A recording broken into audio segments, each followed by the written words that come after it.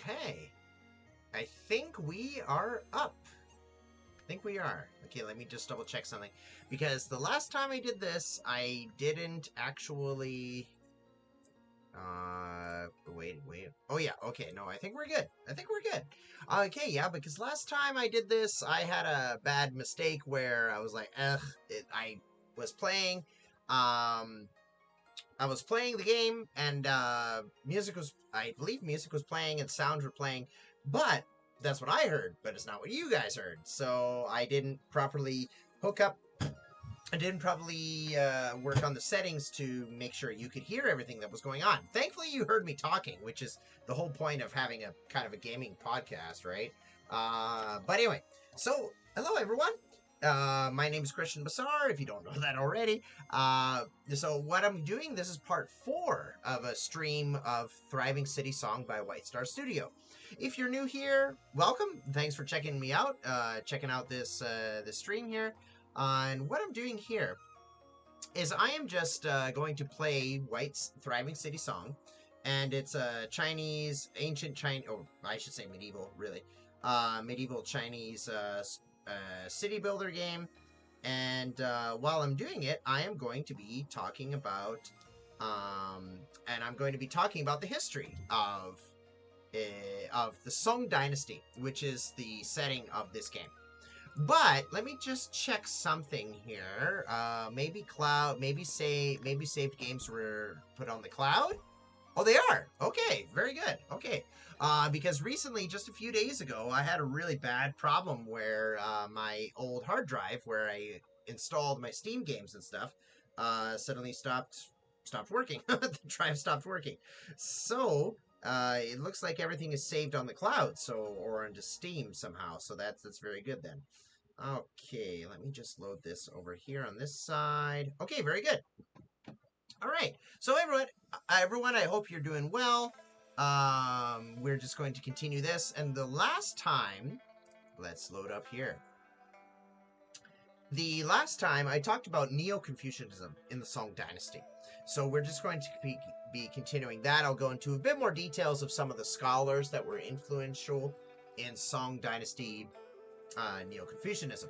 I would like to kind of finish Neo-Confucianism today, because I would like to get onto other topics. I would like to start talking about perhaps Taoism and so on next, and Buddhism as well, and then eventually go on to more topics like foreign affairs of the Song Dynasty, and military affairs and so on. I don't want to just talk about Neo-Confucianism and so on. Okay, so let's change this. Okay, well, I'm glad that it was cloud. If the city wasn't saved to the cloud, I would have just played the game until I got to a certain point and then started talking about the history again. But no, that's great. Everything was saved to the cloud right away. Okay, so here we go. Okay, yeah, I got my walls here. Should I get archers out? No, we did get attacked, I think, once or twice last time. Okay. Coal. Oh, we have no coal. Okay, how many coal stokers do we have? We have a lot. But okay, let me get. Okay. Is this a warehouse? Yes, it is. Okay, let's put another one. Oh wait, that's the textile mill. Okay, let's do over here. Yeah, let's just do that. Let's go for broke. So I'm playing the music in the background because the music, I found that in the game the music didn't really randomize enough. So I was just hearing the same track over and over again. So I like being able to play the soundtrack in Steam in the background. So that's what you're hearing now. Okay, oh yeah, oof. Yeah, we're having a lot of problems with coal production here. Okay, let me just get kind of set up here. Do I have research yet? Yes, I do. Okay, let's get the ranches. Increase pig farming efficiency. I have only one scholar working, so what I want to do... Where's civil? Apothecary, prison, academy. Let's do 5. So, like I said before, the jobs, the people doing work, they are interchangeable. So they can do any job. So if you take people away from gardening, they can go work as a scholar. So I don't think that's how it worked in Song Dynasty, or even nowadays. I don't think that usually works that way. But anyway, it's how it works in the game. So we'll work with that. Okay, so they're doing the ranch, and then the nice thing is that you can actually start. Okay, let's do this. Let's just research all this stuff first. And so even if it's going to take a long time, then I can kind of do it and forget about it. Well, not forget about it, but you know what I mean. Okay, so everyone, let's get started again. Okay, so let's send the gardeners and the farmers back to work here. Yeah, okay, it does take people away from that. Now, stonemason, so we're good for stone, I think. We're good for iron. We're pretty good for iron. Pretty good for weaving. How much silk do we have? Oh, we don't have a lot anyway, so... stonemason, clay miner. Okay. Right, perfect. Okay, so let's start talking, everyone, about Neo-Confucianism again. So remember, if you remember from the last stream, Neo-Confucianism was an idea that took Confucianism, or Ru, which is the proper term in... oh, can I sell the fish for money?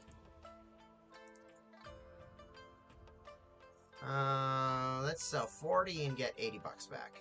Oh, there we go. Okay, so so Confucianism was the philosophy that ran in the Tang Dynasty in the past, and so, but as the Tang Dynasty collapsed, Confucianism, this kind of idea, remember, if you think about Confucianism, it's not really a religion. I don't classify it as a religion, but it's a philosophy, a moral philosophy and a governmental philosophy. So, Confucianism kind of lost favor, kind of fell out of favor when the Tang Dynasty collapsed, because there was a lot of chaos. So kind of the idea is that if the Tang Dynasty was so great under Confucianism and then it collapsed and then caused all these problems, what can we do with Confucianism?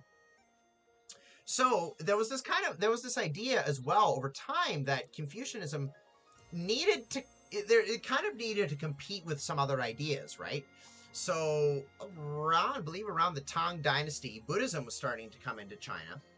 And there was also Taoism, which was very spiritual, very dealing with a lot of spiritual elements and so on, right? So Confucianism kind of adopted this idea of kind of metaphysicizing Confucianism, if that's even a word, metaphysicizing, or kind of spiritualizing it, making it more spiritual, making it more metaphysical, right?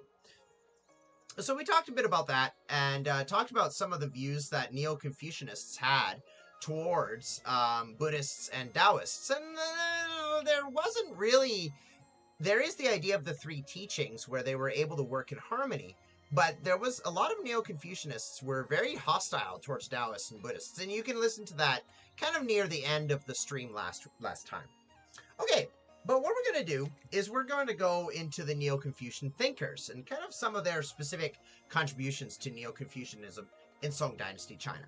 So again, if you're new here, the Song Dynasty lasted from the 10th century to the 13th century in China, right? So it kind of replaced the chaotic situation after the Tang Dynasty, and then it was conquered by the Mongols, which created the Yuan Dynasty, right? And also, the Song Dynasty was divided eventually for there's Northern Song and then Southern Song, right?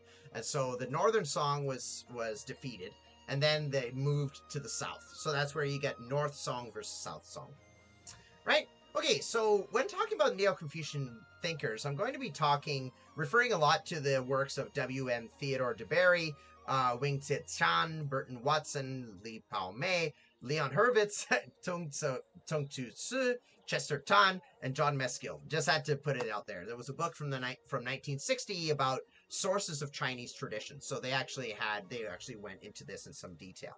So I'll be looking at some other works too, but I think this is the primary source that I'll be quoting from this time. Okay. Oh, wait a minute. Why is the music not changing? Just wait. Music, you're supposed to change. Why aren't you shuffling?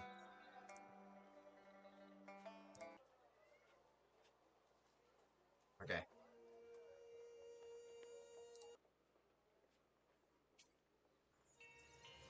Okay, there we go. So as long as it's shuffling. Okay, here we go. Okay. So, one of the Neo-Confucian thinkers we have is Hu Yuan, and who I call the Restorer. He lived from 993 to 1059 AD. So, Bary and the other scholars that I mentioned, quote, they say this, quote, Hu Yuan typified the spirit of the Confucian revival, and whose influence was felt among its most prominent leaders. So he's the one kind of trying to restore Confucianism. The state and the formal training of the Confucian bureaucrat distressed him. So I'm sure I mentioned this in the previous episodes where Confucianism kind of became the standard of state bureaucracy. So some Neo-Confucian thinkers, they were saying, it's just becoming stale. This is a way for someone to pass a test. That's all this is. Okay, well, let's get a city gate here, because there is a road up there, and get some city walls. Yeah, let's do that. So, Hu Yuan, he wanted to go beyond just restoring state bureaucracy. He didn't want, imagine if you're a Christian, and your country its state religion, so to speak, is Christianity, but then you see your faith being subjected. You're seeing your faith being subjected to the state, right? And it's like, this is not that's not cool, right? And if you're a Muslim and your country's state religion is Islam, but you see Islam being abused and being becoming a tool in the hands of the state and not a personal faith with Allah, right? So that's going to bother you. So this is kind of a similar idea. So Hu Yuan, he wanted to return to the traditional teacher-student relationship that Confucianism espoused earlier. So again, he doesn't want the state being in control of everything with Confucianism. He wants that traditional teacher-student relationship that's so central to the philosophy. Okay, now let's see. Economy, road, tea house, or rest stop, rather. Tea house. How many tea houses do I have? Oh, I have a lot. Bazaar. Oh, I have a lot of bazaars. Okay.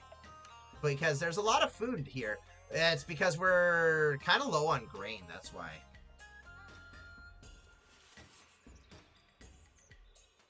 Okay. On varied diet. Yeah, some people are complaining that their Uber Eats hasn't been delivered yet. Okay, so Hu Yuan. So by the end of the Tang Dynasty, the Confucian examination or state exam system promoted a kind of formality that I said before. It didn't really form good bureaucrats, just people who memorize facts to pass an exam. You know, just because you pass an exam in something doesn't mean you're good at that thing, right? You can pass the bar exam and be a terrible lawyer. You can pass all the medical exams and be a bad doctor. So this was Hu Yuan's concern. So Cheng Yi, who was another scholar of this reformist school, he pointed this out in 1050 as well. So it wasn't just Hu Yuan, it was also Cheng Yi. So Hu Yuan, he thought that there were three key aspects of a, quote, proper Confucian system.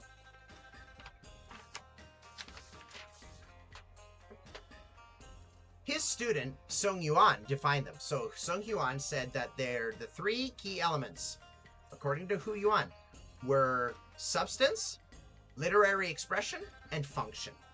Substance, literary expression, and function.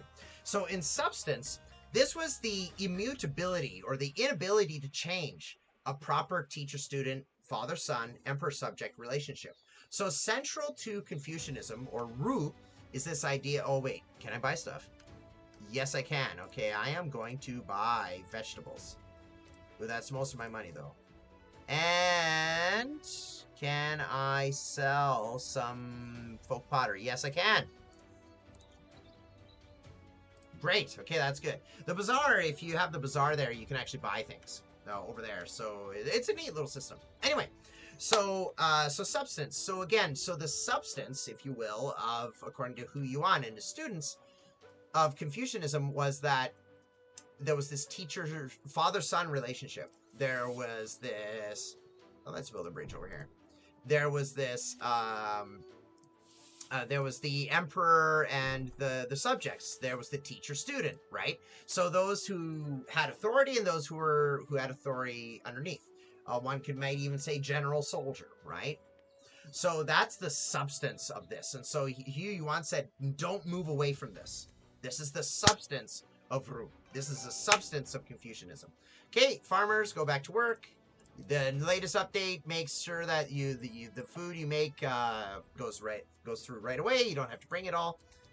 Okay, now literary expression. So what did he mean by literary expression? The second key element of Confucianism. So this was referring to the old books, the classical philosophical texts and histories, right? So the 4 books. And then 3, function. The purpose of the previous 2, substance and literary expression, was the, quote, enriching the life of the people and ordering all things to imperial perfection. So substance, okay, father-son relationship, good ruler-subject relationship, okay, great. Literary expression, okay, the old books, the philosophical texts, okay, great. What does that do? It enriches the life of the people and orders all things to, quote, imperial perfection. That's the purpose. So you have these 2 elements, and then the function of them is to help the state run and to help the state be happy and run well. Okay, how many loafers do I have going on here? Oh, man, not enough coal production. Man, what's going on here? Okay, where is coal production, actually, by the way? Oh, it's over there. Okay. Is there a warehouse? Yeah, because the warehouses have, what can I say? The warehouses just collect things right away. They don't have to be brought to them. Okay, we're getting more coal here, so that's good. Okay, let's save. Qianqiang. I have this sandbox one so that I can just play by myself.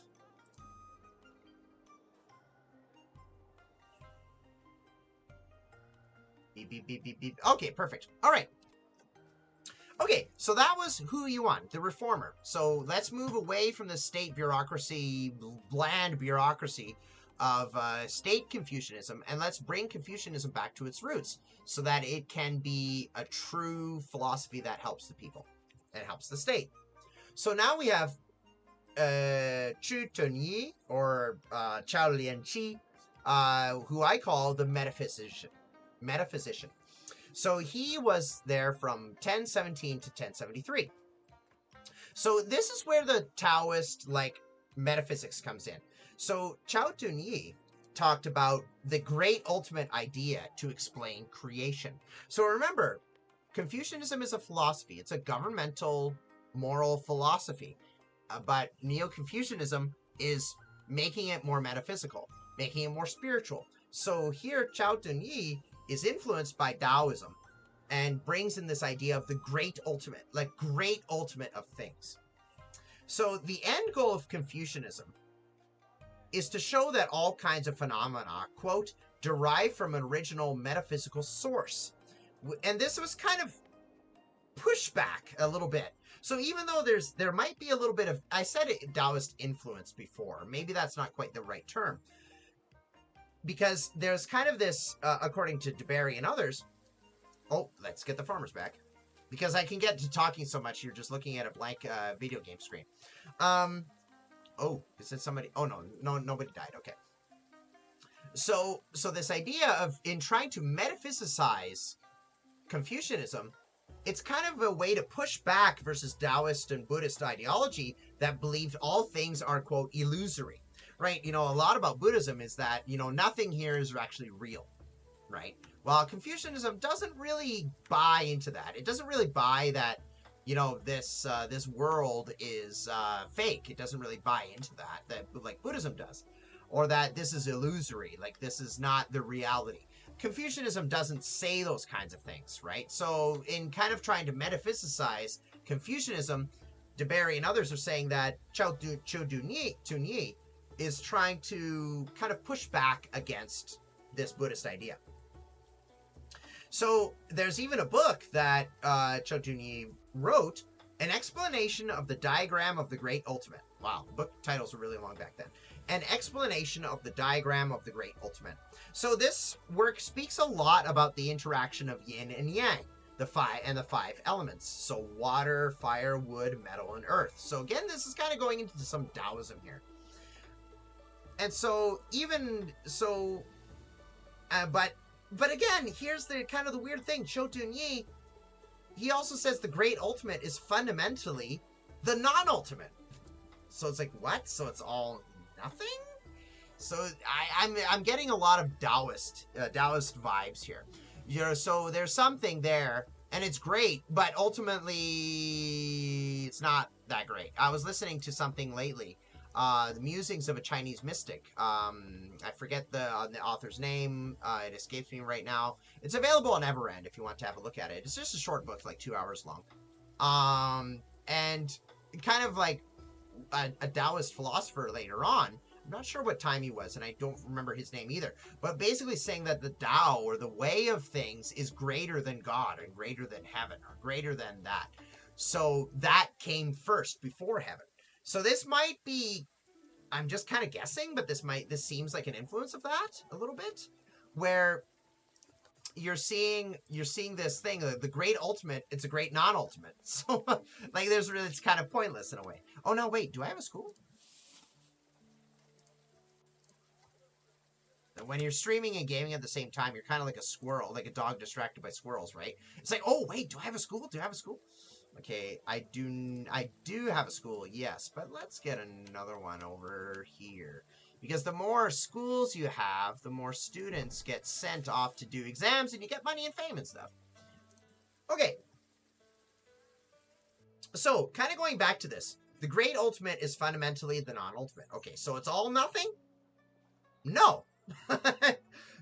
Chou Dun-Yi uses these to compare to humanity and human morality. Quote, according to Bary, "It is man alone who receives the material forces in their highest excellence, and therefore he is the most intelligent. The 5 moral principles of his nature, humanity, righteousness, decorum, wisdom, and good faith, are aroused by and react to the external world and engage in activity. Good and evil are distinguished, and human affairs take place." Right? So, human beings receive these material forces in their highest excellence, he says. Therefore, he is the most intelligent. So that's why human beings are more valuable than animals, for example. They're more intelligent than animals, right? There's a value that human beings have that animals do not. So then the morality is aroused by the external world. So I guess, I don't know, this might be kind of like not a determinism, but not like Kant, Immanuel Kant in Europe, who kind of talks about like kind of a sense of duty for every person. But it's kind of like here, it's like the morality is kind of affected by the environment. And so then because this natural morality in us gets activated by the environment in a way, and then we have to engage in activity. And good and evil are distinguished, and human affairs take place. So this is how we can learn about morality. This is how we can learn about good and evil. Right? Okay. So sages, in Confucianism, there's this idea of the sage. We really need to pay respect to sages. They're kind of like the best person. Okay, wait, how many workers do I have? Oh, okay, I have 3. Okay, because we are getting more people. Oh, nice, we're getting up to 300. Okay, let's get more vegetables. Oh, no. Ah, yeah. Graves. Oh, okay, yeah, this is a graveyard for enemy soldiers. Okay, Kongi Chicken. Oh, Kongi Kitchen. This used to not be available in the sandbox game, but they changed it recently. Because when I was playing my sandbox the other day, I noticed that there were homeless people. So refugees would come, and you would have to provide for them. So the Kongi Kitchen. I've never had Kongi, actually. I think it's like made from starch or something like that. I'm not sure. I'm not sure exactly. Okay, here's another school. Studying the works of Confucius. Okay, so anyway, so then back to Chou Dun-Yi. So we talked about morality and how morality gets activated in the environment. And then that's how human order takes place. And so according to Confucianism, you have to operate well, according to that philosophy. Okay, I need to build more houses. Okay, I'll find a place. So sages, the respected people, the scholars, order these things correctly, just like how the four seasons work as they should. And so the sages align themselves, therefore, with the heavenly worldly order. So kind of like the gentlemen. They are the gentlemen, right? They are the ones who order themselves well. So sages become the ultimate humans. This proves that the sages, or the self-cultivated people, have a metaphysical basis, right? So there's this metaphysical idea going back to this idea where human beings are endowed with greater morality, greater intelligence, and then sages kind of get in touch with this heavenly order because they've ordered themselves, they've self-cultivated themselves, right? Okay, let's get some houses over here. Tiled house. I'll get another tiled house over here. And I want to... Okay, that's a shelter. Okay, I need some for the... Oh, there's a fire. Oh, that's not good. Okay, there's a shelter over there. Okay, what's going on here? Okay, that's a military song. I don't really want that one. No. There we go. Okay. Okay, about this. So that's like a block. Okay. And I want to get some aesthetics in here because this is kind of a ritzy, saladish area. So let me put a street pavilion there. A swing for the kids. And a garden. Let's play around with this a little bit.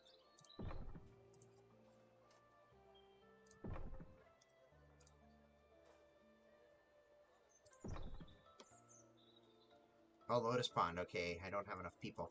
But after those houses are built... Are there people in here? Yeah, there are. Okay. Okay, so... nice. Okay, yeah, so these different items have different bonuses, and they've really improved that. I think they did really well. Okay. Coal. Okay, we're getting a little bit more coal, so that's good. If I get the chance to buy some coal, and if I have enough money, I might just do that. Okay. Yeah, okay. Folk stage. Yeah, the theater doesn't have silk. Academy. What's happening in the academy here? Oh, good.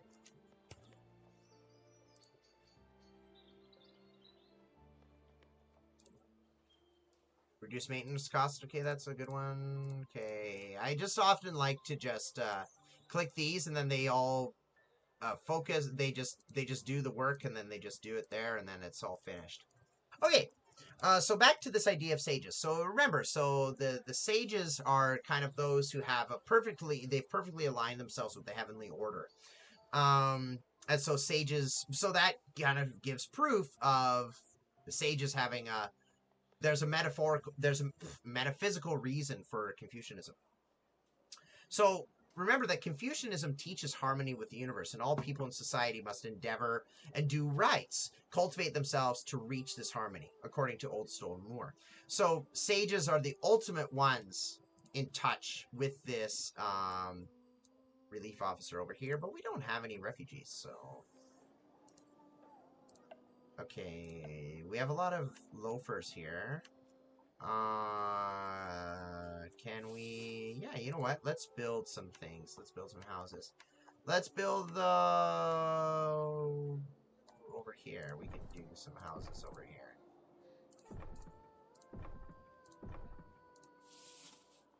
And a well.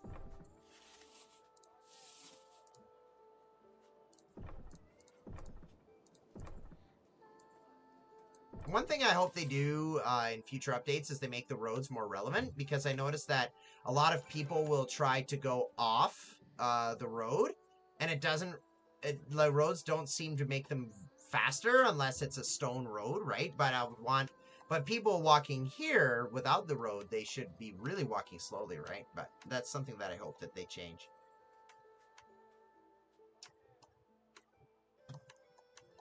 Okay, I really like the soundtrack to this game. It's nice.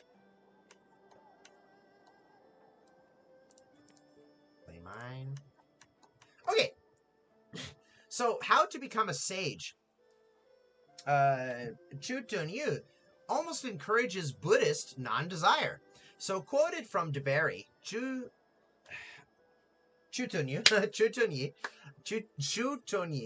says, and he writes this in a book called An Interpretation of the Book of Changes, the I Ching. So he says, the essential way to become a sage is to attain oneness of mind. By oneness is meant having no desire. So notice, what was that? Ah, a murderer. Oh, come on. Oh, yeah, okay. He killed someone. Please get him. There we go. Okay. How many prisoners do we have? Where's the prison?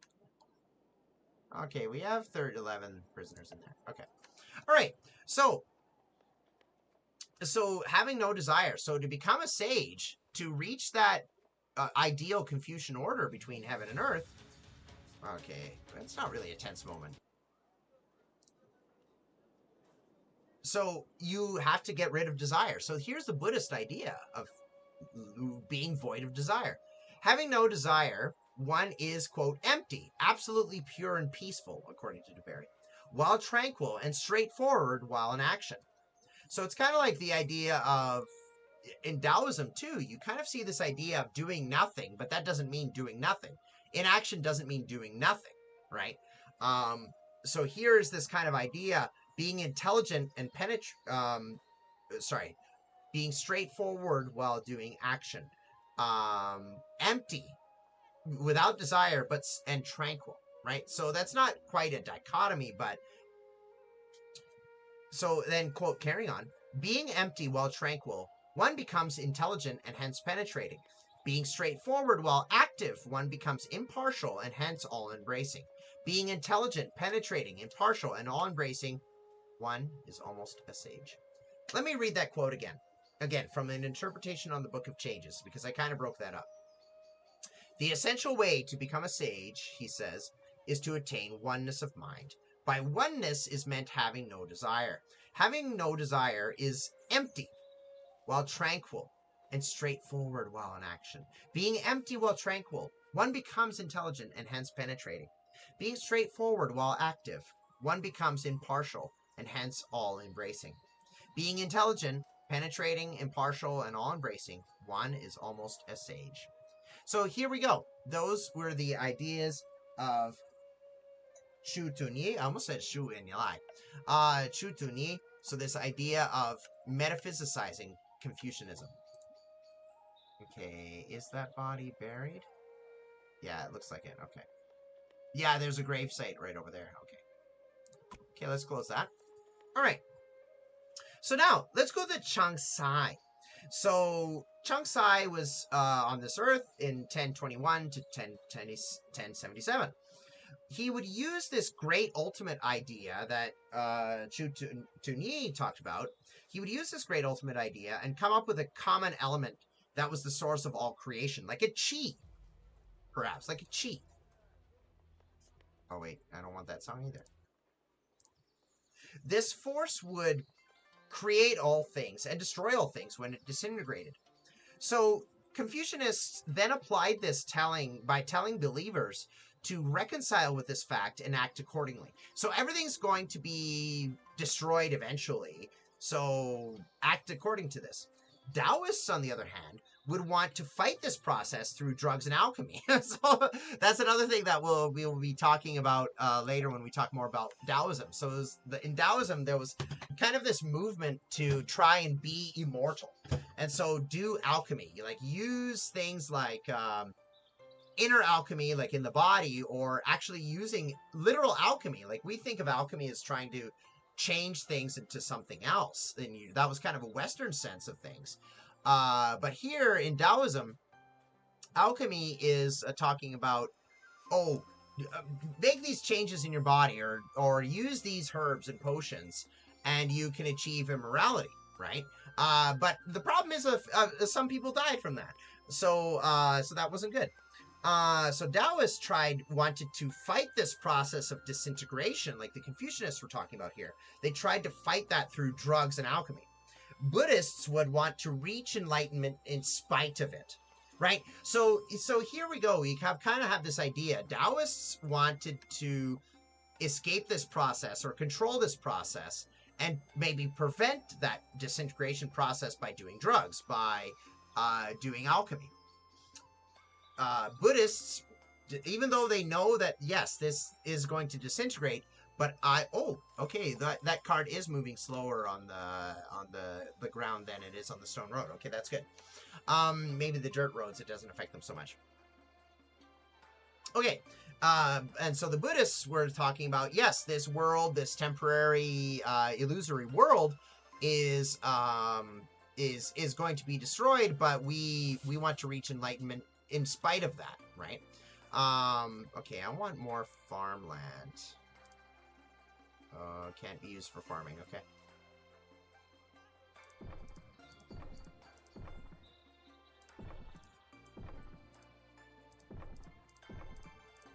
There we go. Okay, that should be good. Okay. And so, but the Confucianists were thinking about this idea. If everything's going to disintegrate, live accordingly. Live your life well. So it's almost kind of a secular way of looking at it, I can almost say. There's this belief of qi breaking down and destroying everything, yes. But there's also this kind of idea that, okay, live accordingly. Live an ordered life. So, because everything's going to blow up anyway. Okay, let's build a road out here. Okay. So Chiang Sai is basically saying this: accept this fact. Accept that everything's going to disintegrate. Accept your role in the situation and live the best you can. So this is kind of an interesting thing. So before we're talking about Chu Tun Yi talking about to become the best person, to become the best Confucian scholar, you almost have to adopt the Buddhist idea of not being desire, like not having desire, to become the wisest person that heaven would want you to be, to live in accordance with that order. But Chiang Sai says this qi is going to, oh, nice, flourishing town, nice. So Chiang Sai says everything is going to be blow up eventually, so live well, live the best way you can. Now, let's talk about Cheng Yi. So, Cheng Yi was here 1033 to 1107. So, Cheng Yi said that human nature was influenced by this qi, so kind of carrying on from this idea of qi. One's morality is even affected by this. But bad people could try to overcome their nature and cultivate themselves towards moral discipline.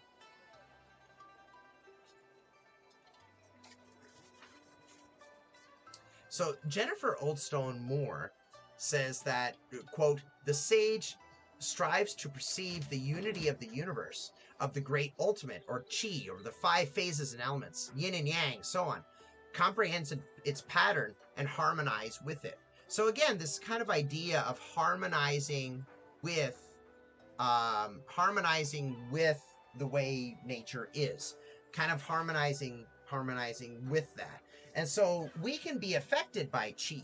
We can be affected by things, and we can even have a bad moral nature, but we cultivate ourselves. When we cultivate ourselves in this way, this is how we can defeat qi. Like whatever bad qi does to us, we can defeat that by cultivating ourselves well. And we'll talk a little bit more about that later on, this idea of Dao Zui. Or did I talk about that last time? I think I talked about it last time a little bit. Okay, now we have Zhu-Tsi, the last major scholar I'll be looking at. The textual scholar, so from 1130 to 1200.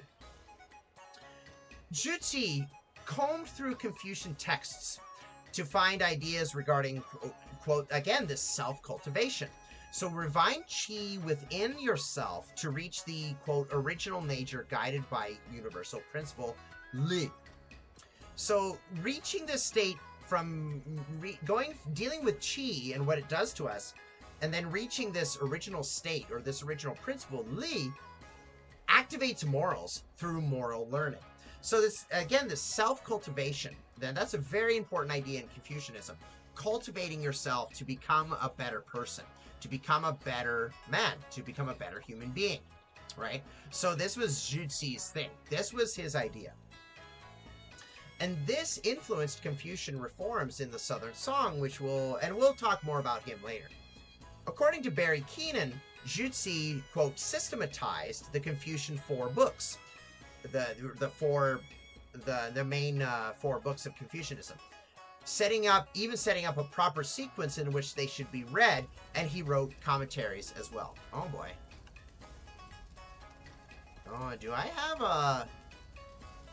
I noticed they added English names as well, like Lily, Caitlin, Teresa. Yeah, that sounds like an ESL class.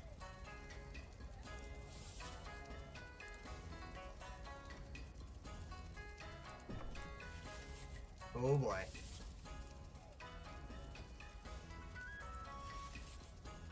Kill the fire, guys.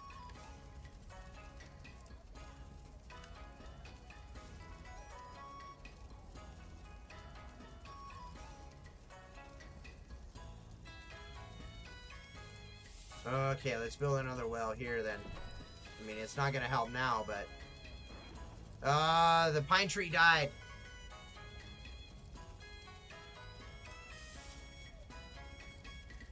Oh, we can build a lotus pond over here.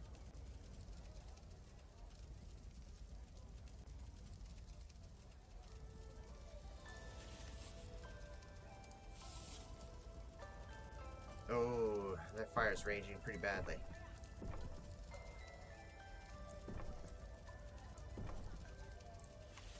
Oh, man.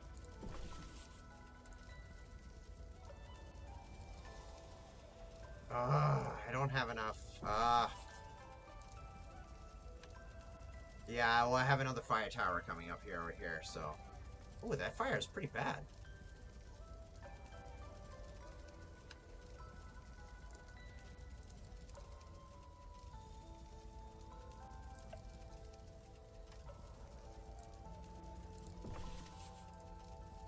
No, not the swing!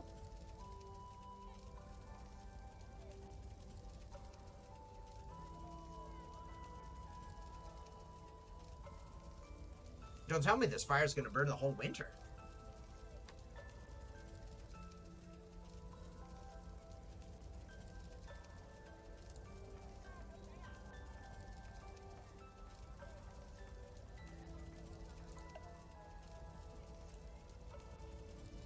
Whew! Man. Okay, well, we lost some houses there.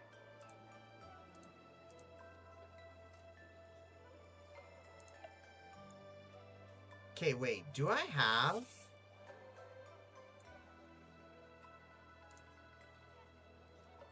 What about tourism? Oh, we actually had a lot of tourists. But I think I need to build more, I think I need to build a lot more, like, bazaars and things like that. Right! Last time we had bonuses there. I think I need to build more. Right, because they kind of changed, they really did a nice update, which I talked about last time, where if you create something like economic buildings, they can they form a block. Okay. Yeah, these are some of the bonuses again. Yeah, when a colony buildings, cobblestone paths, and scenery are connected, they form a commercial cluster.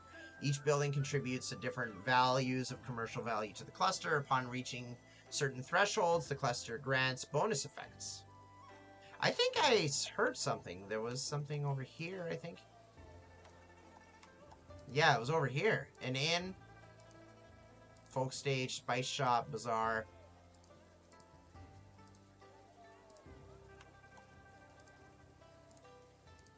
Yeah, here's a commercial cluster right here. The tea house is not part of that, though. So what does the inn do? So the inn... Wait, that's the inn, right? No. Spice shop. What does the spice shop do? Oh, no? Sorry. The folk stage. Folk stage, okay. So boost delivery pricing. Flavorful, okay. So I guess I have that already? Yeah, buildings, hover over any building to maximize. Yeah, so I'm not sure exactly what, but I guess you have to build like different buildings, and then they different buildings give each other different bonuses, I guess.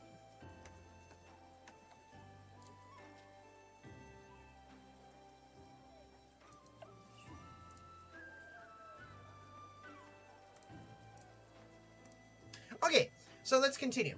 Shu-tsit. So he carried on this idea of connecting with the metaphysical idea, but through self-cultivation, right? This idea of cultivating yourself through moral teaching. Through moral teaching, moral learning. And again, kind of going back to that idea of literary expression, of using the books. Okay, so Neo-Confucianism had to interfere and help fix society as a whole, not just individual self-cultivation. So this wasn't just about yourself. This wasn't just some Buddhist schools will think about, you know, your priority is to get yourself into enlightenment, right? But Buddhist influence was a hindrance. You know, we talked about Buddhism before and how Neo-Confucianism was kind of, oh, let's get alcohol.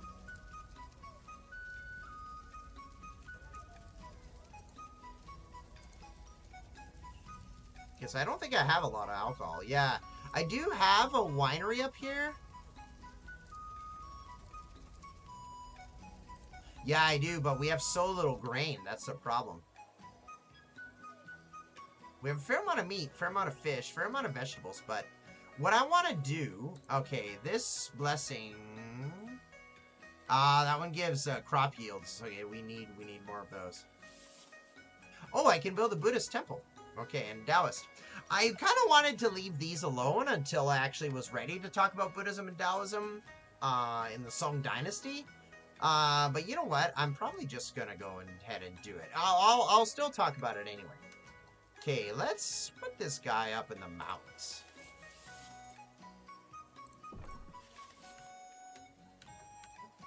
Okay. Oh, wait. Was that something to buy there? No. Okay, what about our folk pottery? We don't have any pottery. Where are the potters? Yeah, we don't have anybody there. Okay, so let's... There's the clay miner over there. Kiln worker. Let's bring them over to there. And you know what? I kind of want the lumberjacks. I want more because I could start running low if I'm not careful. So where's industry? Lumber cabin. Let's make 3. That's going to reduce what I have. That's what... During the harvest, during the growing season, we don't... During the growing season, we have a lot of jobs can get neglected. So let's build some more houses then.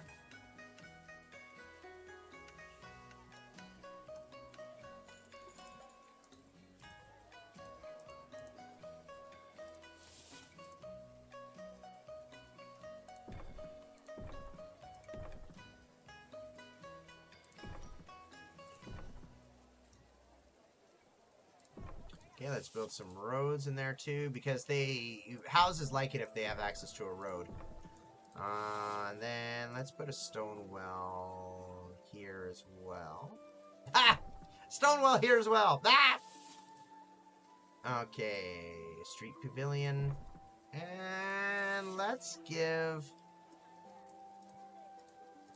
Oh, we actually don't have a lot of rest stops. I thought we had enough, but I guess not.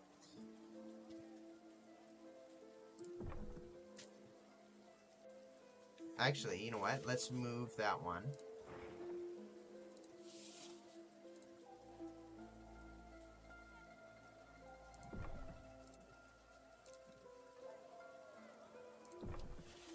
There we go. Okay, perfect. Okay, so, but Buddhist influence was a hindrance. Despite some of the influence we're seeing from Buddhism, overall, Buddhism was a bit of a hindrance in terms of helping to influence the state. So the goal wasn't to suppress Buddhism, but rather to reform Confucianism, make it stronger, and replace Buddhism. In fact, Hu Yuan, which is the one we talked about before, the initial reformer, he used Buddhist philosophical terms to expound the traditional Confucian way, according to Bary. This would increase Confucianism's appeal or strength against Buddhism and Taoism. So, reform movements always have a goal in mind. Some go forward, like communism or other political movements. Religious movements can do this too, but many want to look back to a previous idealized way, which is seen as the original way. Neo-Confucianism, its key idea was that the Confucian classics were seen as the source of ultimate truth. So this led to the creation of commentaries, explanations to point back to the original texts, right? So there is this idea of metaphysics, right? But we're pointing back to the original texts. So what about historical memory? Because when you're looking back at something, historical memory is usually not far behind. Oh, this tourist is angry. Why? Oh, we got some preliminary some passed the preliminary exam. Yeah, we definitely don't have enough restaurants here. Okay, bazaar. Yeah, but we don't have enough food. That's the problem. That's what I found was the most difficult balance in this game, was to how much you gotta have people to make food, but they have to be fed too. Oh wow, this is really heavily market driven city, because we have a retailer, lots of retailers. Okay.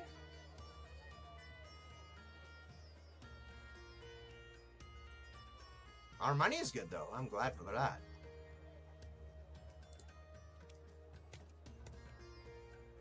Let's save the game. Okay, so back to historical memory. Reformers like Ouyang-Sui, 1007 to 1070 AD, he wanted us to remember an earlier time, such as during the Three Dynasties, which was the third century BC, which had a, quote, good system. Rites, rituals, and schools, which were state-supported in China, and governments tried to open them up for all the people. So that's according to Jennifer Oldstone-Moore.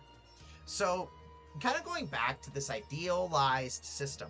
So this earlier time supposedly prevented Buddhism, a foreign religion created by the barbaric Buddha, from infiltrating China. It ultimately did get into China. And then the fall of Zhou dynasty was seen as the moment when the dam broke and Buddhism flooded into China, right?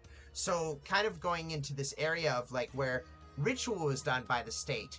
Everything is kept under control. It keeps Buddhism and other foreign, like Buddhism at least, a foreign influence out of China. Okay, on very diet, that's still a problem. Guys, dude, better with your Uber delivery. My credit is going down.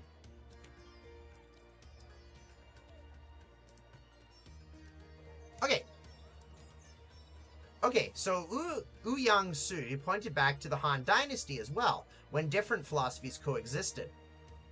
But according to Bary, quote, Tung Chung-Su, who was a Han Dynasty era Confucian scholar,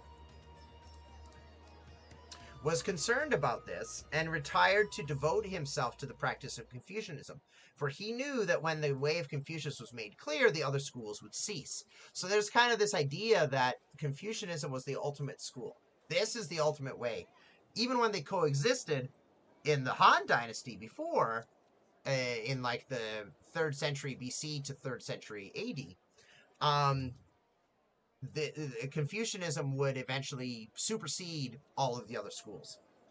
So, Ouyang-Sui said, yeah, there's an ideal time when Buddhism was kept out by our good systems in the ancient times, but for now, let the schools, let Buddhism, Confucianism, Taoism coexist, strengthen the legitimacy of Confucianism, and let it dominate, right? So that was his idea. Okay, let me get back to the music here.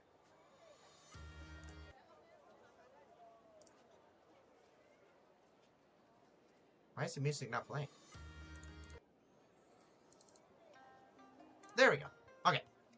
Sometimes I find the Steam player doesn't shuffle very well. It kind of stops after a while. Okay. Month 12. Okay, no, we don't have to work. Let's get another weaver in there. Textile mill. Let's get another one. Because if we're not producing, if we're not farming like now, at least if we have 2 weaving shops, we'll get more. So now, so you see this idea of Neo-Confucianism. There's hostility towards Taoism. There's hostility towards Buddhism, but there's not an effort to really get rid of it, get rid of them, right? There's not that. Okay, religious belief, work, okay, prosperity, okay. Okay, but there is this effort to try and reform Confucianism and make it compatible with the state so that Confucianism is the one that ultimately influences the state.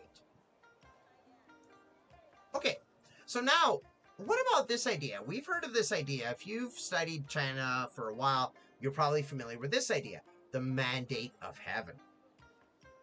So Cheng Hao, he complained that in the Song Dynasty period, the systems were not helping society work well. The rights ministry was, quote, there was a ministry for rights, actually. In South Korea, it was the same. Well, Korea, it was the same. The rights ministry was not maintained in practice, he said. Officials tried to outdo each other in grandeur, not substantial work. And we must go back to the laws of the 3 dynasties and the doctrines of the Confucian classics. So remember, again, the 3 dynasties period, just before the Han Dynasty, or around the time of just before the Han Dynasty was considered a really good time. So, Cheng Hao says this, quote, quoted by Bary. Okay, let's go back over here. Blub, blub. A sage king, or a philosopher king, maybe? A sage king must follow heaven in establishing the offices of government. Thus, the functions relating to heaven, earth, and the 4 seasons did not change throughout the reigns of the 2 emperors and the 3 kings, and for this reason, all the regulations were carried out and everything was well ordered. So, align yourself with heaven, and there you go. The Tang Dynasty did some things well, according to Cheng Hao, such as land distribution, but then it fell into disarray. He says, quote, heaven created men and raised up a ruler to govern and to guide them. Things had to be so regulated so as to provide them with settled property as the means to a flourishing livelihood, right? So he said that the Tang Dynasty was doing some things well. Okay, 18 citizens. Let's get some more houses over here.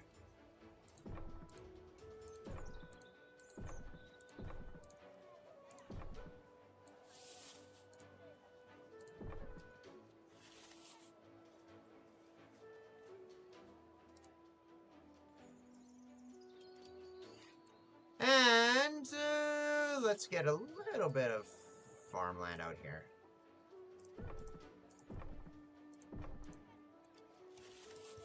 There we go. Okay, so they'll build those. Okay, so, okay, let me see, where am I? So this proper guidance of heaven included the formation of local schools that would teach people about the, quote, moral obligations of human relationships and bring about the ethical transformation of all under heaven. So the emperor was not just a ruler, but one that could help people achieve the ideals that heaven had laid out. So a lot of people, I think a lot of people look at the Chinese idea of the mandate of heaven, and they look at it incorrectly.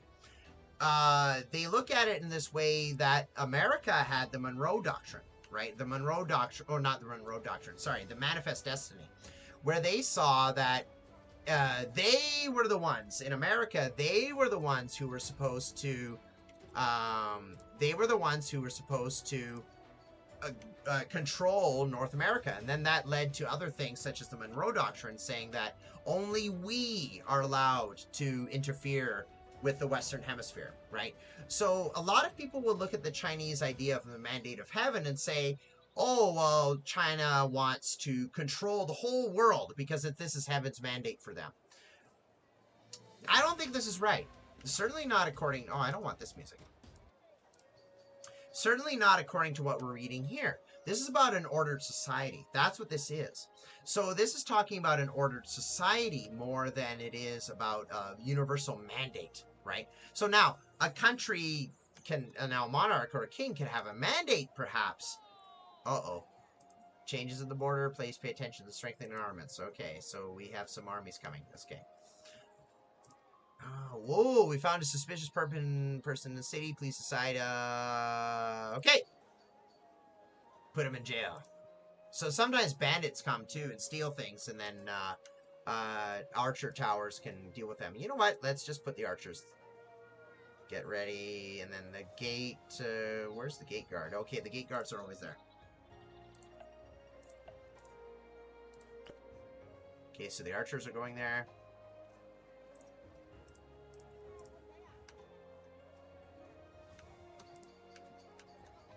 Hey, but not enough. You know what? I want to move the weavers up here. I want them working. Yeah, winemakers. Yeah, well, they don't have grain anyway, so don't worry about it. Okay, ranchers. Yeah, ranchers, we can keep them working a little bit. How are we doing for weapons and tools? So we're doing pretty good. Clay miners. Yeah, we're doing fine for clay. Stonemason, we're doing all right. Iron, yeah, we're doing all right. But the problem is the winter is not really enough to really... Winter is not really enough time to produce everything. Okay, we only have one apothecary, right? Yeah, we do. Okay, so we're going to move some up here, too. We're going to put one there.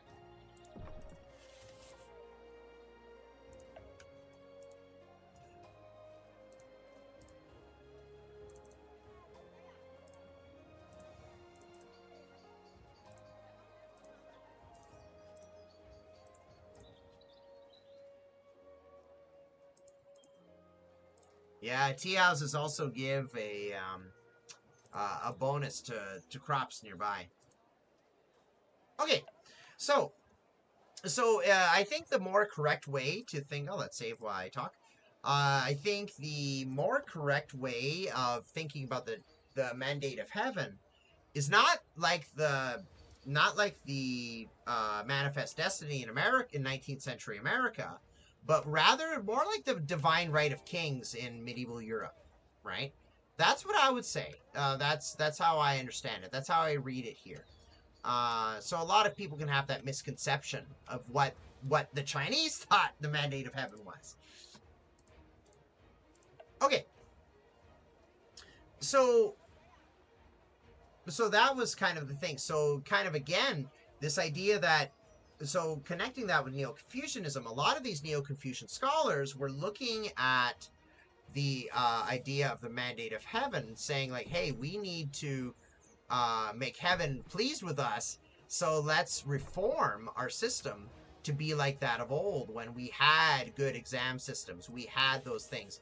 Buddhism wasn't an issue yet, you know, things like that. Oh, I only have a little bit of folk pottery. Ooh, a lot of people are sick. Why?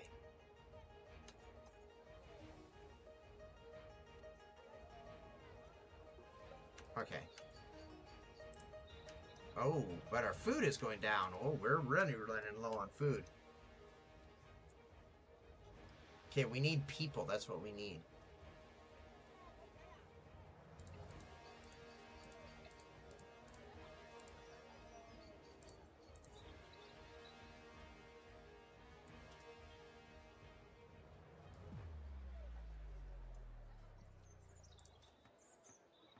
Okay, they're building the paved roads here. Okay, that's good, but we need food. We need food.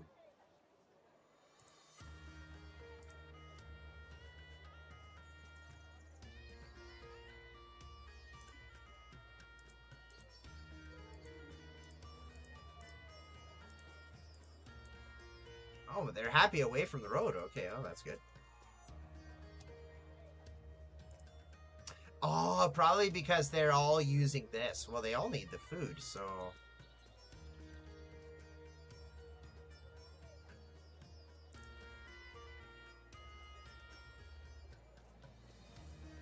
Okay, where are my fire towers? Oh, I actually have quite a few. Okay, so So now what about this with Neo-Confucianism and policy? So one of the policies, according to Wright, was there was charity through government, not mainly through temples like in the Tang era. So, and then there was also printing. So Neo-Confucian texts were able to be studied more. So now with the advent of printing, they were able to be studied more alongside greater government control of imposing orthodoxy. But this was political and social, not religious, right?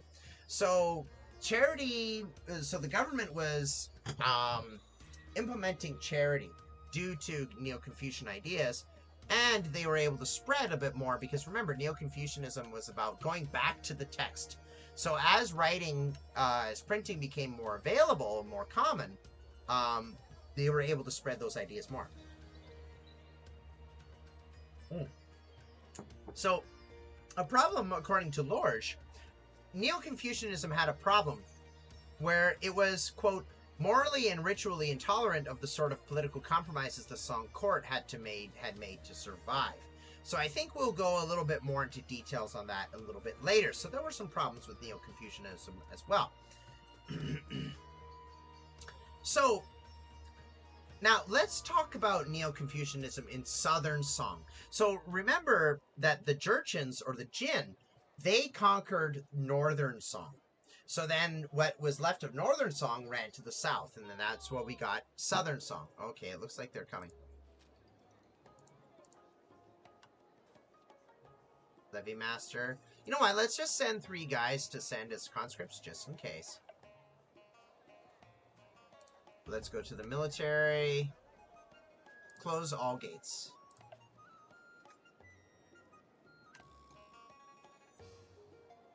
Where are you going?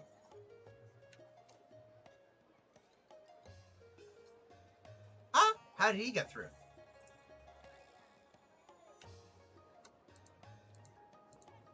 Oh, I guess they're over here. Okay, so Liu says that in the loss of the North to the Jurchens, or Jin, interchangeable, was culturally and socially devastating. The Peace of Shaoxing in 1142, so this was the Song's peace with the Jurchen, it was humiliating, and there were Song officials who had turned against the dynasty to serve the Jin instead. Liu says, the cause of this disaster clearly appeared to be a lack of morality. So again, so here, not only the Tang Dynasty, when it collapsed, it led to the discreditation of Confucianism. But here we also see the Northern Song collapse, and so then they were saying, see, morality collapse, lack of morality collapses our societies. Which I believe is true in many cases. A new reinvigorated morality of Confucianism became as important as physical defenses. So Liu quotes Changxi. Okay, wait, Changxi? No, wait, Changxi, I believe he was one of the... Let me just actually have a look. Changxi, it could be a different transliteration of it. I should have looked into that a bit more. But anyway, okay. So he quotes Changxi from 1133 to 1180.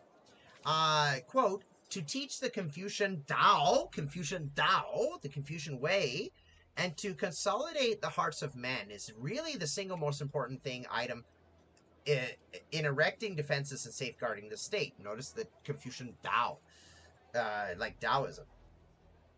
So there was an eventual metaphysical and spiritual dimensions of Confucianism, as we've seen before. So the collapse of the Northern Song was a very big factor in this. Like, our government collapsed because we didn't have morality. We did not follow the ways of heaven. Okay, the game is kind of weird how if you have a gate closed, suddenly you have carts going through it and people walking through it. I don't know. Okay, well, we do not have a lot of food. That food production is our biggest weakness right now.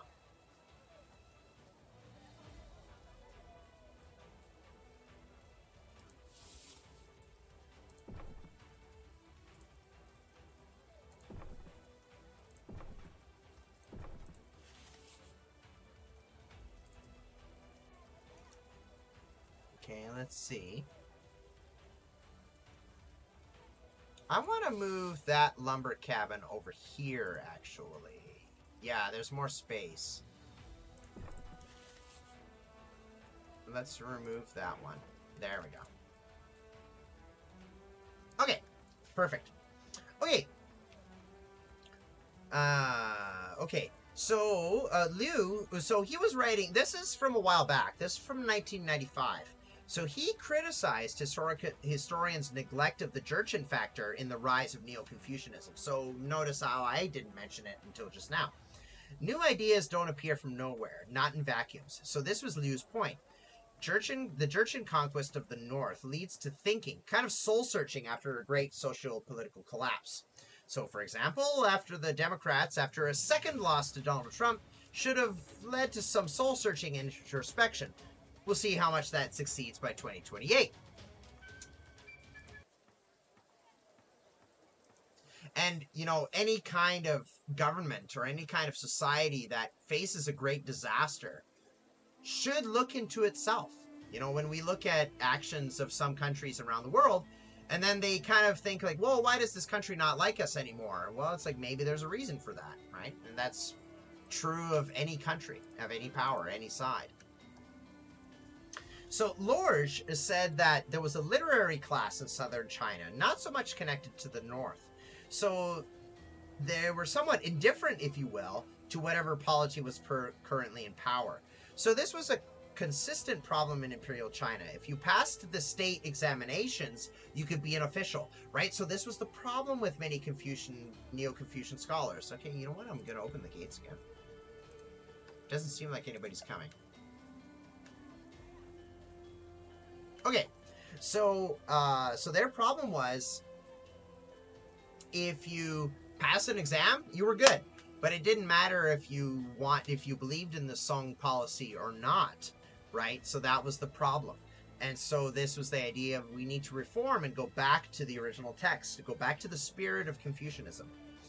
But if you didn't pass the state examination, you couldn't work for the government at all. Oh my. Okay, they did come. Okay, what I'm going to do is I'm going to close this gate. Okay, they destroyed that. That's not so valuable, but... Okay, here we go.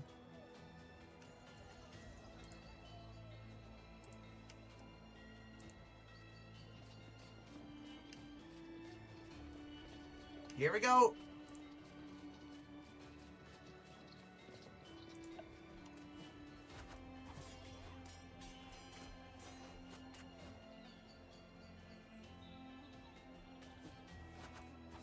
Great. Okay, well, it looks like we lost 2 guys there. Okay, I gotta reactivate this funeral home here.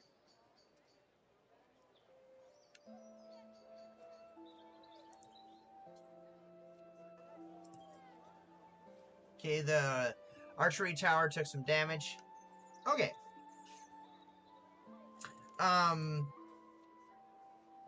Okay, so this created a situation where if you didn't pass the exams, you couldn't work for the government, but you were still a scholar, so your personal local circles were more important than your government service, which you couldn't do because you didn't pass.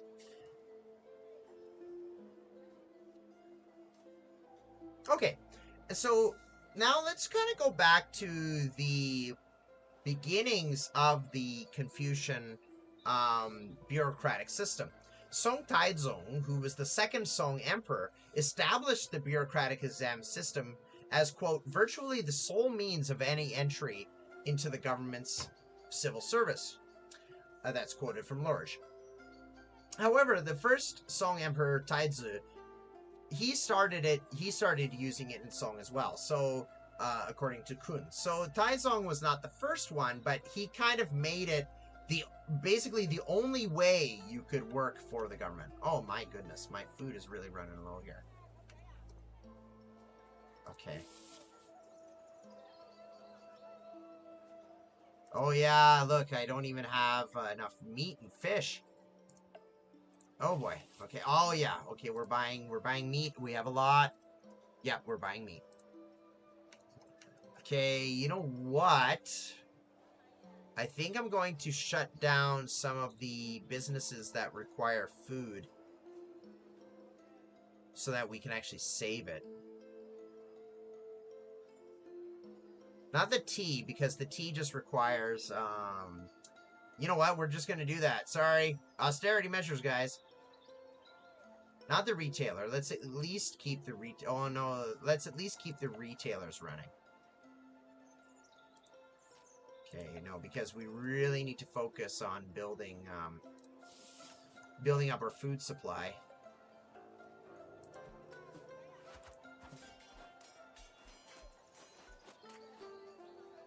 Well, it looks like we might lose a unit here.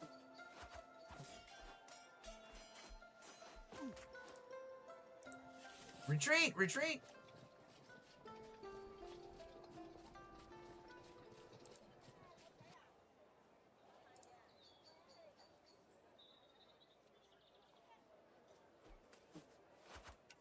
Guys are collecting bodies like that? Okay.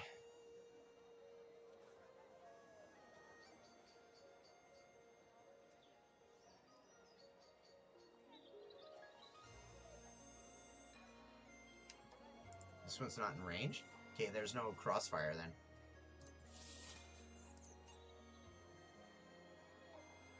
I'll build another one there.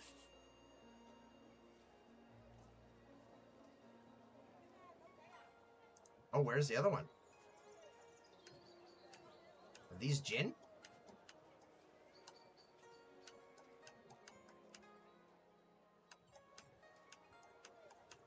Oh yeah, okay.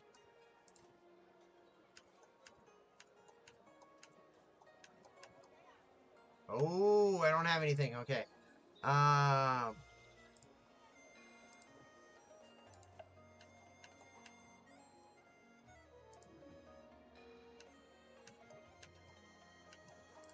Let's open up this funeral home here.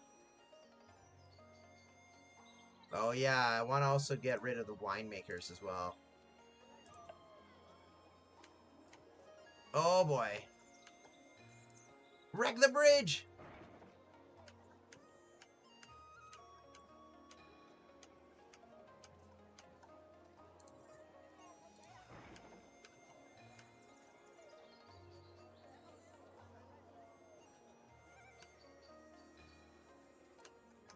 Because I have nothing on this side.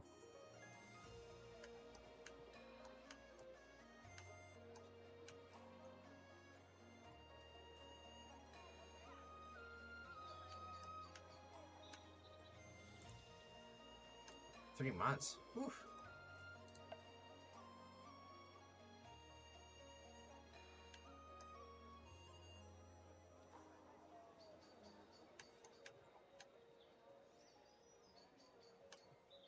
Okay, wait. I have archers coming, so maybe they can shoot across the river.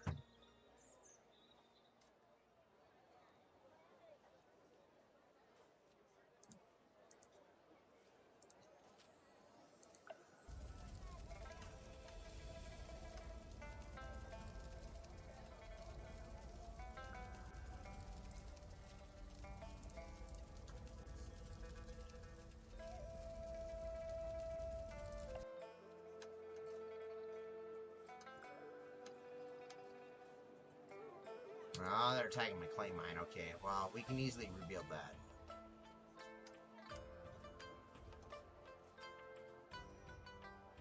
Okay, that's a lot of food. Look at that. Look at that. Okay, I think we can do another year or two of this.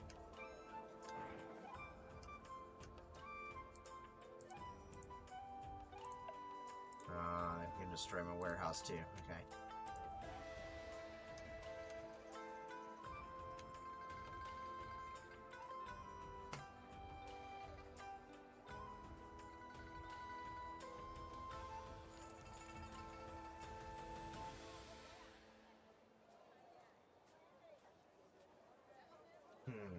Okay. All right. So, why did this system start? Why did the second Song Emperor create this bureaucratic system or reinforce it? So Taizong was politically weak, according to Lorge. After all, he had had a disastrous campaign against the Liao to the north, and there was the Khitans, I believe the Khitans. There was an attempted overthrow by his own nephew. Oh, great family. So there was limited control outside the northern Song capital of Kaifeng, and intermarriages with his older brother Taizu's generals. So remember, Taizu was the emperor that... oh, wait, just wait. Okay. And there was also bureaucracy was in the hands of people loyal to Cao Tzu. So bureaucratic exams were tools to ensure loyalty to him. But ultimately, they did not work so well. And exam takers didn't necessarily feel indebted to Taizong. Oh, what? Oh, they went across. Okay, they went across, but it just took them a while. Okay, they destroyed the warehouse. Wonderful. Okay. Okay, well, there's my army over here.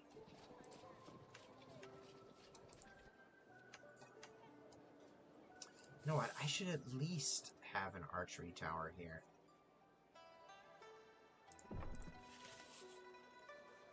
What are they going to do now? Are they going to go out?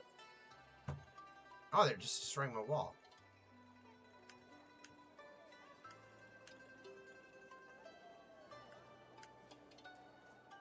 Okay. Okay, so this is kind of the origin of the bureaucratic system in Song. Like, the Tang Dynasty did bureaucratic exams as well, so the Song were not the first ones to do it. But, but this is where it originated in the Song. Okay, farmers, get back to work. We're still in austerity years. That doesn't mean you stop working. Okay. So, yeah, I think I'm just going to do a few more years of them saving up food. We're not doing so many food deliveries. We're not doing those kinds of things. We're just saving up our food here. Let me get another fishery as well. Where's the fishery? I only have one, right?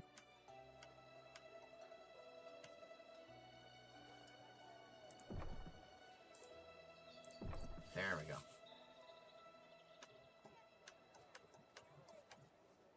Okay. Okay, so then there was another problem where the military aristocracy, so those that rose through the ranks of the military, were separated from the ruling class after the Jurchen capture of Kaifeng. So the military separated and alienated from the ruling court. So you can see there's this separation between the elite and the military. So you can see why there would be this attempt to kind of control it through a bureaucracy. Oh man, people are going hungry too. Okay, Kongi. Where's the Kongi kitchen? Relief officer.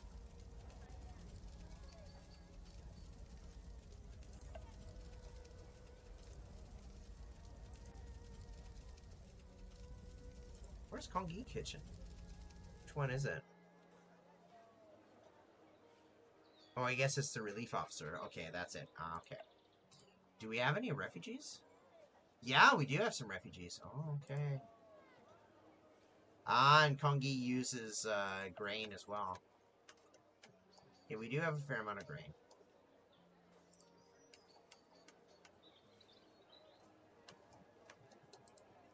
Okay, the archers are coming. I don't really want to go out there without some kind of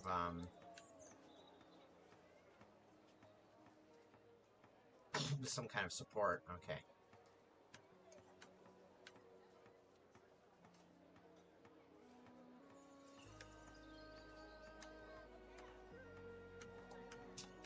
Okay, so in the Song Confucian exam process, so the purpose of it was to show the knowledge of, aside from the kind of inner details of why the system was created, the purpose ultimately was to show the knowledge of Confucian texts, ethics, and administrative ability, according to Kun. So again, to create a scholar official. And that's where the problem was. So the Neo-Confucianists, there's kind of two things to them. They had two things that they wanted to say.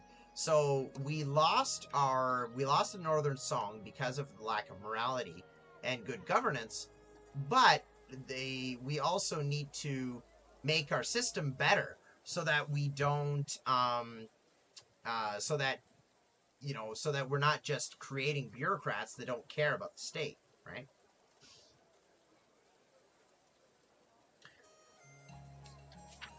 Okay, well, I do kind of want to go into Neo-Confucianism and the reforms, but I've been talking for a long time. This actually, I thought this video was going to be like 30 minutes, but no, we're going on a long time here. Almost 2 hours, I think. So, what I'm going to do is I'm going to do like I did last time. I'm going to play a little bit more, and I will finish, and then we'll carry on from here. I hope you enjoyed. So, talking a bit more about Neo-Confucianism, why it was necessary, what they were doing, what their ideology was, and we'll talk about that more, I'm sure. But also we'll be talking also about other things as well. I do want to start talking about Taoism, and Buddhism in the Song Dynasty. Speaking of which, let's build this.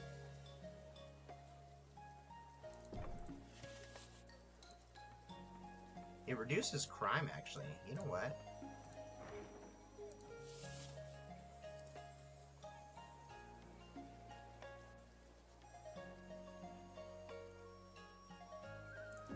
Some buildings increase crime, so the Buddhist temples reduce it, so. Okay, on the way to the exams.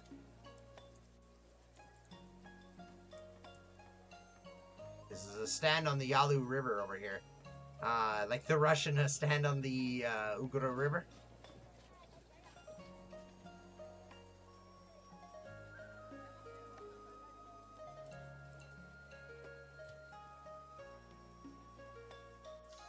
How's the academy doing?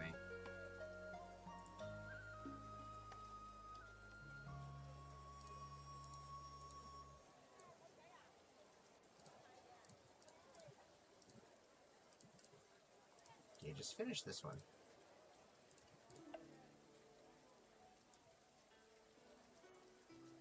Let's speed up the time a little bit. Want to finish this bridge. Oh man, he's destroying my gate.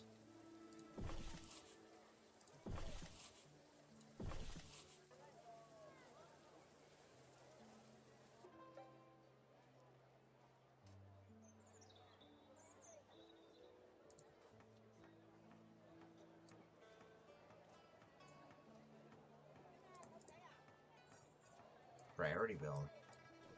Okay, here we go.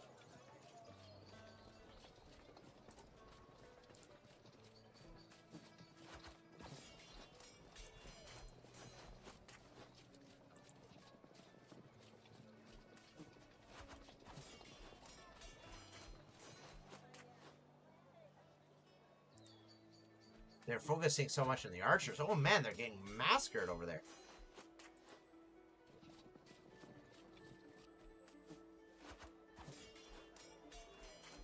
Whew.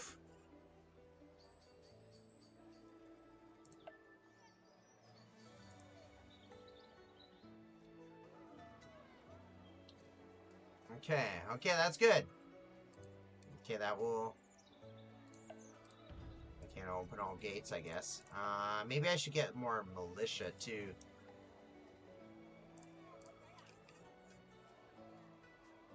Okay. Because they came from this side. But I'm glad I was able to destroy the bridges, though.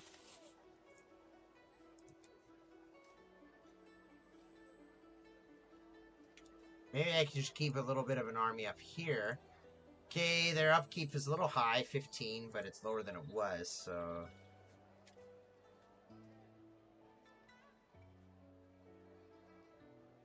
Yeah, money. Buy meat.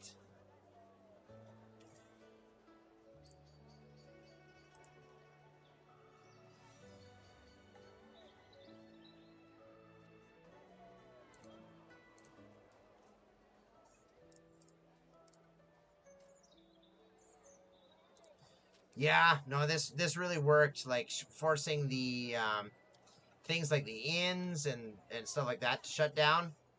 That worked out pretty well, I think. It sucks, but we were literally running out of food and people were going hungry, so...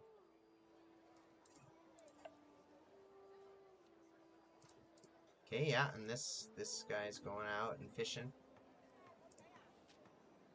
Good, we got more food, okay.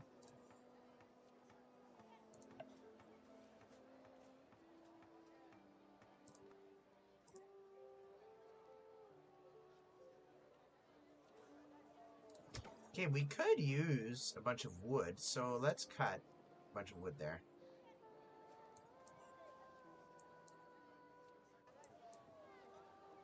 Are hunters going out? Yeah, they are. They are.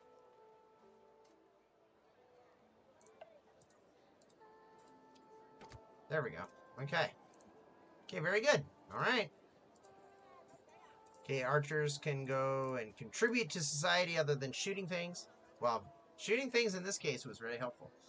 Okay, let's get the tea masters going, because at least if the tea masters are there, at least they can give tea.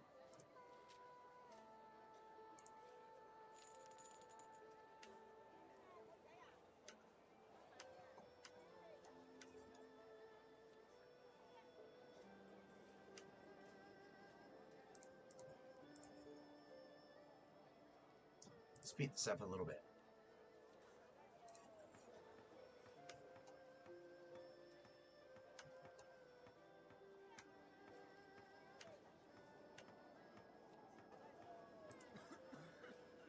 Patient.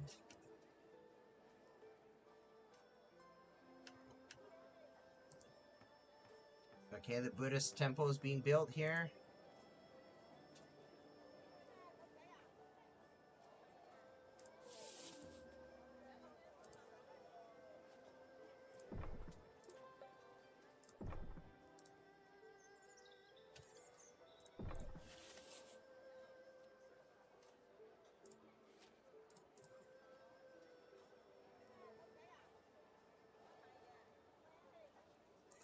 Ooh, I can buy. Okay.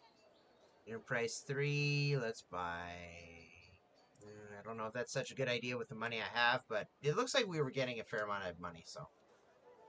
Oh, yeah, this person needs shelter. Okay.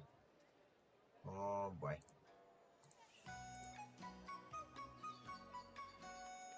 Plague death. Okay, it looks like someone died.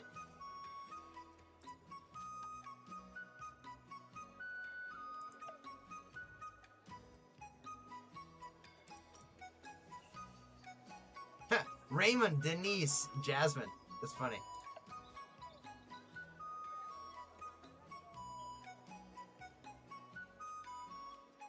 How many dead bodies are there? 5? Oof.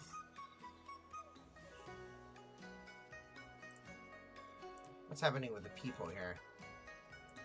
Resident, okay. New residents, okay. New residents have gone down. New residents is spring. Leaving residents, okay. Nobody's left.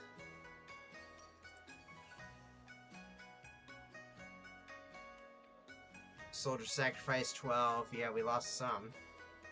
Dead residents. Okay, we lost a few. Some 3 died of disease. Yeah, it's not bad. Not bad.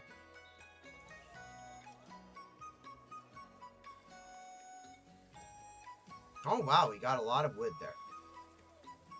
So I think what I can do is I can lower the number of lumberjacks.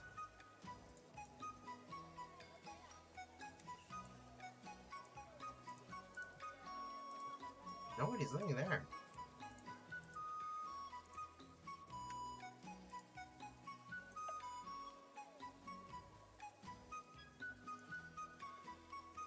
How many tourists were there? Were there? Yeah, there were lots of tourists. Wow. Building. Does it say anything about statistics? Okay, happiness, reputation. Well, it's gone up.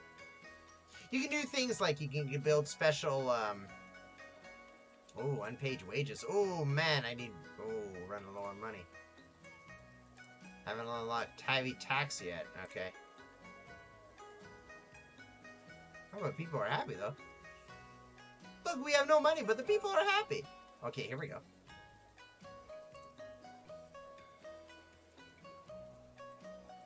Helps attract more tourists. Right, yeah, these things help attract more tourists as well.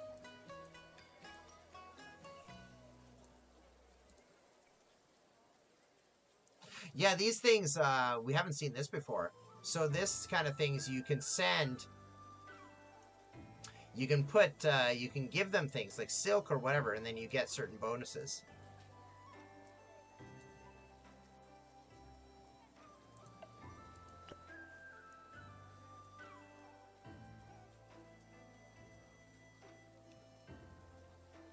So there's a Buddhist monk going out.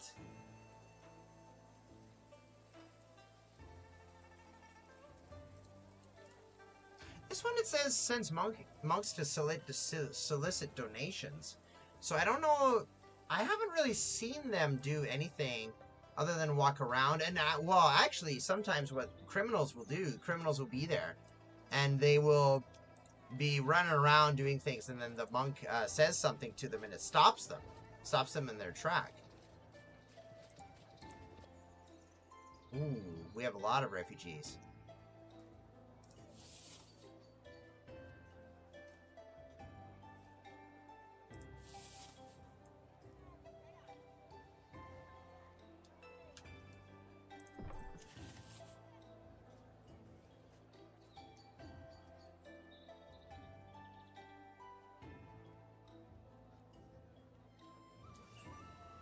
Oh, okay, interesting. So the shelters also have bonuses, so meat. So it increases the chance of turning refugees into residents. So you attract the people. Okay, so if you have more bonus things like that, increases the chance. Now, do they have a thing for refugees? It just says new residents and stuff, so...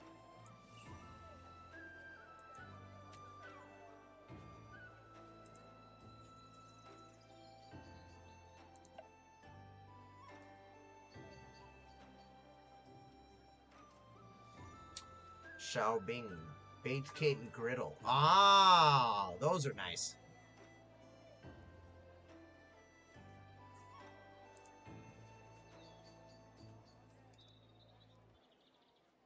How about health? It doesn't really say anything about health.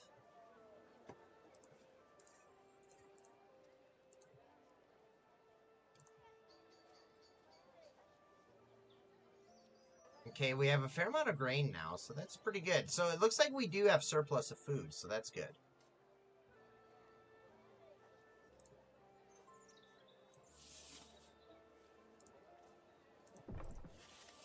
Okay, let's get that built.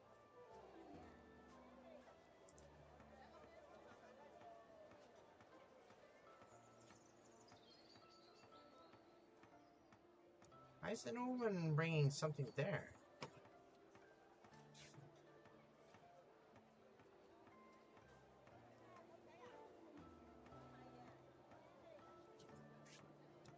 Good. Okay, good food.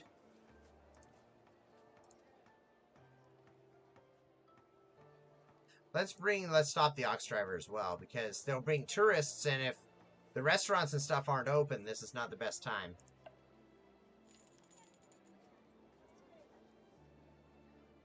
Oh, they saw something.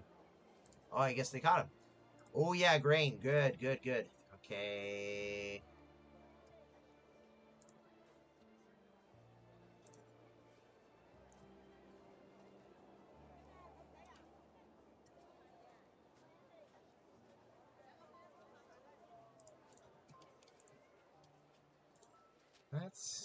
Let's take away the gate guards.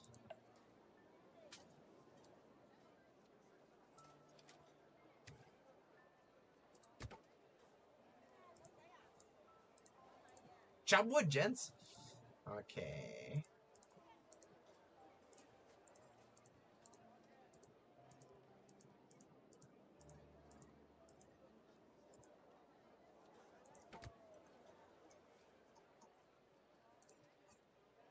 Yeah, coal is still a problem. Okay, well, with that, on that unhappy note, we're going to continue on with this later. I think I'll talk a little bit more about Neo-Confucianism and its policies. We've been talking about this for a long time, but it's very important. And then as we carry on, we'll be talking more. Cheers, guys. It's been a pleasure. I really love doing these things.